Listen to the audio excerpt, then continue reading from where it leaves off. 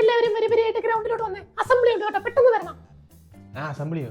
എന്തോ ഇന്നെന്തോ പ്രത്യേകത? പ്രിൻസിപ്പാളിന്റെ ബർത്ത്ഡേ വല്ലതും ആയിരിക്കും. പോടാ, അസംബ്ലിക്ക് പോകും. ഈ വർഷത്തെ ആദ്യത്തെ അസംബ്ലി അല്ലേ, പോയേക്കാം. വാ. എടാ മഹേഷേ, ഈ അസംബ്ലിയിലാണെങ്കിൽ കുറെ ടൈപ്പ് പിള്ളേരുണ്ട്. ഇപ്പൊ നോക്കിക്കോണേ, ഏതെങ്കിലും ഒരു ലൈനിൽ ഏറ്റവും ഫ്രണ്ട് ഇരിക്കണമെങ്കിൽ ഇപ്പൊ പുറകെ പോയി നിൽക്കും. ആ ലൈനിലെ ടീച്ചർ വന്നിട്ട് അവൻ ഇപ്പൊ ഫ്രണ്ടിൽ കൊണ്ടുവരുന്നു. നീ നോക്കിക്കോണേ.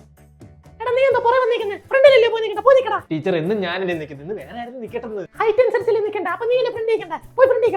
രണ്ട് ഹോളോ ബ്രിക്സ് വെച്ചിട്ട് അതിന്റെ പുറത്ത് കയറിയുന്ന ഹൈറ്റ് ആവത്തില്ലയോ? ഞാൻ ചൂരലെടുക്കണോ, നീ പോയി നിൽക്കണം. വേണ്ട, ഞാൻ ഫ്രണ്ടിൽ പോയി നിന്നോളാം.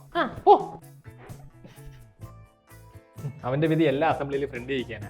അത് മാത്രമല്ല കേട്ടോ, ഇപ്പൊ ആരെങ്കിലും കള്ളം പറഞ്ഞ് ക്ലാസ്സിൽ ഇരിക്കുന്നുണ്ടായിരിക്കും ഹോംവർക്ക് ചെയ്യാൻ വേണ്ടി. നീ അസംബ്ലിക്ക് വരുന്നില്ലയോ? ടീച്ചർ, എനിക്ക് ഭയങ്കര തലവേദന, അസംബ്ലിക്ക് നിൽക്കാൻ പറ്റത്തില്ല. ആണോ? എങ്കിൽ ഇവിടെ ഇരുന്നു കേട്ടോ. ബാക്കിയുള്ളവരെല്ലാം പോയല്ലോ.